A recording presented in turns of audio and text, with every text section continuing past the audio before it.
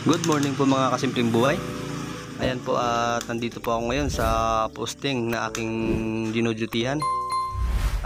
Bali naghihintay na lang po ako ng oras ng aking pag-uwi. 7 to 7 po ang aking duty.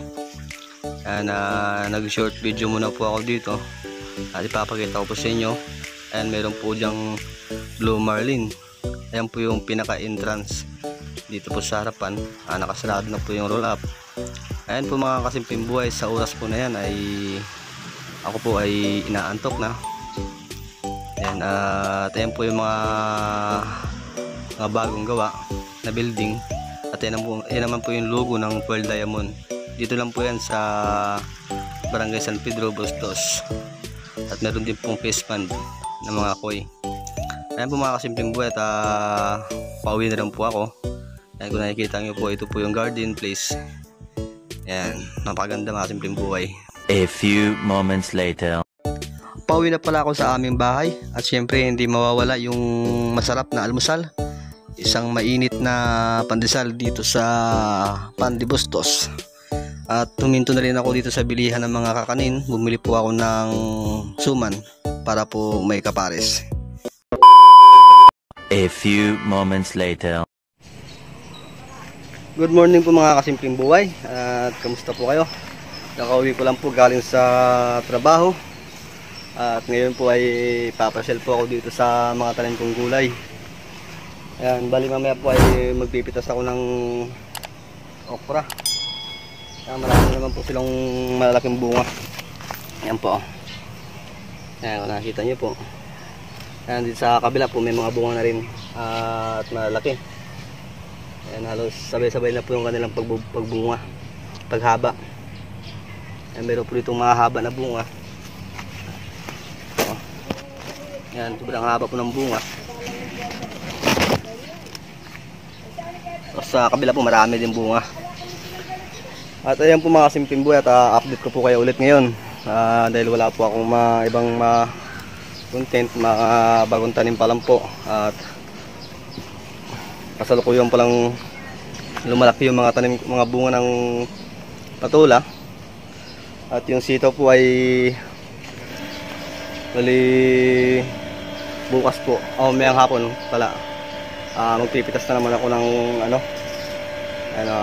pambigay sa kung sinong gustong mag-ulam ng sitaw.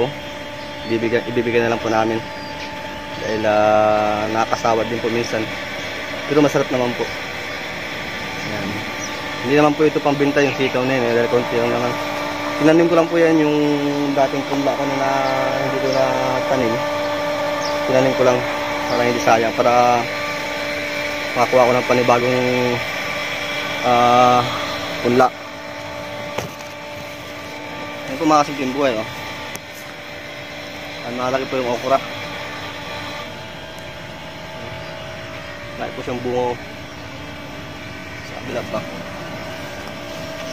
At ayun po mga kasimpleng buhay, yung asawa ko po ay pumitas po sila ng saluyot. Ayan. Ayan, inaayos ko nila sa kubo.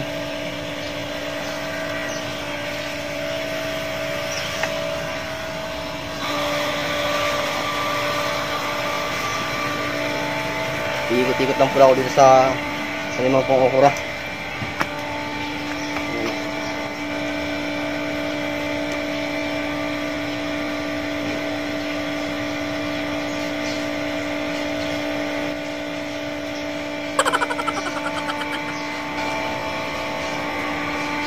Napakakapal po ng dahon. Ayun, napapansin nyo po. Nakapal po ng dahon ng okra. At dito naman po yung patula. Ayan. Ito, pakita ko po sa inyo yung bunga.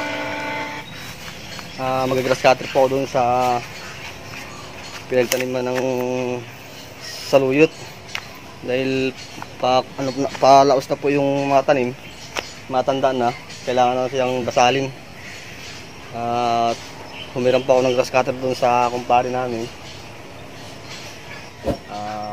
Dadalhin daw mamaya alas 10 pagkatapos ang gamitin. Bumili na rin pala ako ng gasolina pati tuti. Kaso nga lang ay ginagamit pa ngayon. Sana ako mag-grass cutter na habang umaga at hindi pa ako inaantok. Ayan, bali magbibideo muna ako dito. Pipitas po ako mamaya ng okra. Pitasin ko na po yung mga malalaki. Maraming salamat nga pala ulit sa mga sumusuporta. Ayan, road to 700 na po yung aking subscribers. At sana ay matagdagan pa at umabot ng 1K.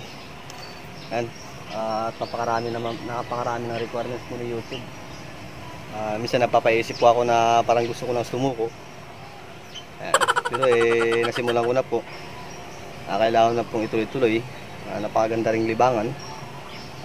Hindi mo na rin iindahin yung pagod sa trabaho dahil nakikita mo yung mga tanim na magaganda at meron kang kaunting pinagkakakitaan tulad po ng talbos, ng kamote, saluyot. Ayan. Ito po yung okra. Tinisting ko lang po kasi first time ko magtanim ng okra. Ang sunod, alam ko na yung diskarte.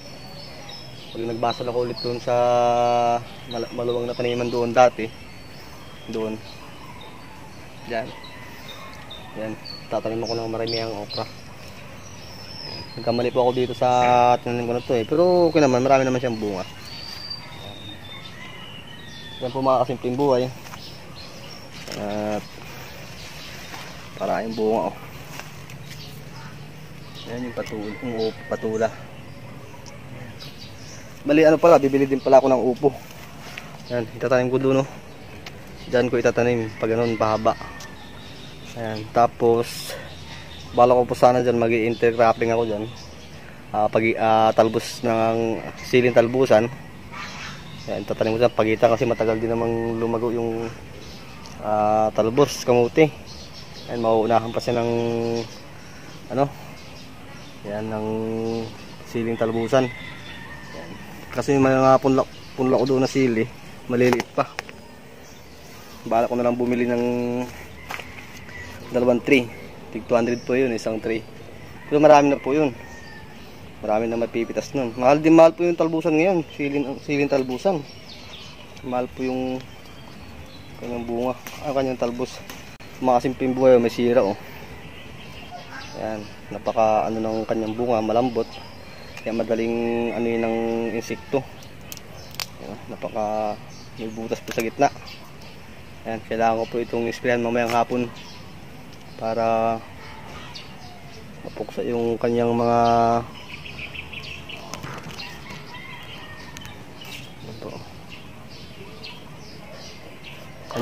uod. Yan, minsan kasi pag lumilipat doon yung galing doon sa sitaw, lumilipat doon sa upo. Dahil sariwa to yung upo Ay, yung patula pala, sorry po. Yung patula, sariwa yung kanyang mga dahon, talbos. Ay, yung sitaw po, medyo matigas po yan Dahil nauna pong lumago yung sitaw kaysa dito sa upo, sa patula. Kaya dito naglilipatan yung mga insekto, yung mga uod. Ito naman yung mga sitaw kung napapansin nyo yan, walang gaanong yan. Walang gaanong insekto. Ayun At mababa lang po yung pagkagawa kong balag. Kaya medyo mahirap. Ito mga kasimpleng buhay.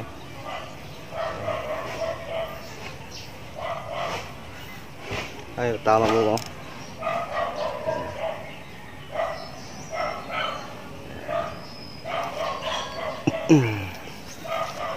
At yan po mga simpleng buhay at in-update ko po kayo. Yan ang ganda ng kanyang yan ang thumbnail. Ay mga simpleng buhay, pupunta ko po yung aking asawa doon at bibidyo ko po yung pag-aayos ng ng saluyot. Pipitas po ako ngayon mamaya ng okra panlaga. Mayroon pong humihingi dun sa katrabaho ko ng okra ibigyan ko na lang po yun kahit mga ilang piraso. Yan po mga kasimpleng buhay, ang bitana. Hindi pa namin naikabit.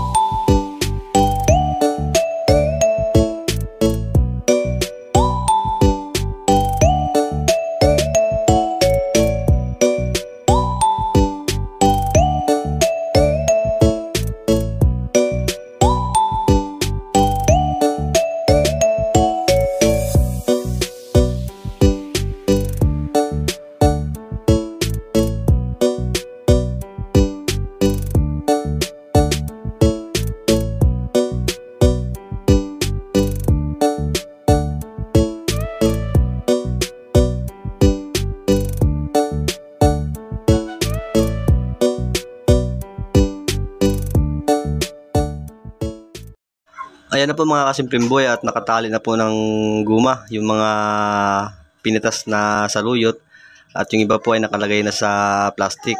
Ganyan lang po yung pagtatali ng saluyot, gabraso lang po yung kailangan itali. At ganito rin po yung pagtatanggal ng mga dahon na sira. Pinipili po ng maigi bago po ito talian ng guma. Ganyan po ka hirap din ng pag-aayos ng talbos ng saluyot kasi kailangan malinis po yan bago ibenta sa market. Minsan kasi yung mga retailer, kapag hindi nila nagustuhan yung nakukuha nilang gulay, medyo mababa po yung presyo. Kaya kailangan malinis po siya at attractive po sa mga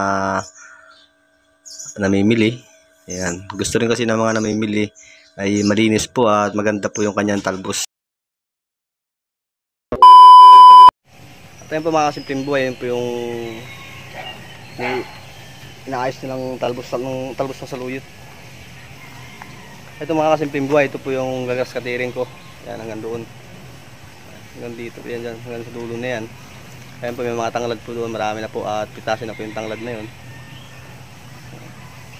Yan po.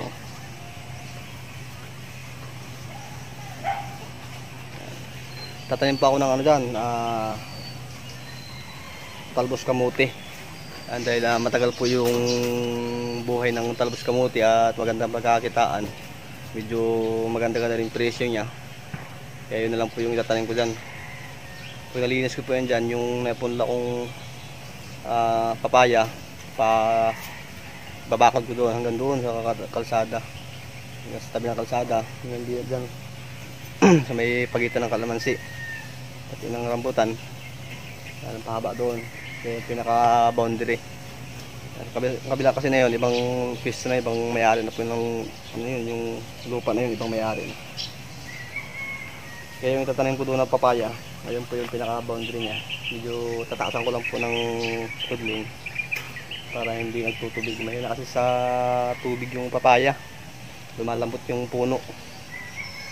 At ayan po mga simpleng buhay, bali update ko po kayo bukas kapag dumating na po yung grass cutter na hinirang po. Ayan, marami pa po akong kulang na gamit. Pang spray wala din ako. Ayan. Ayan mga simpleng buhay, at hanggang dito lang po muna yung aking video.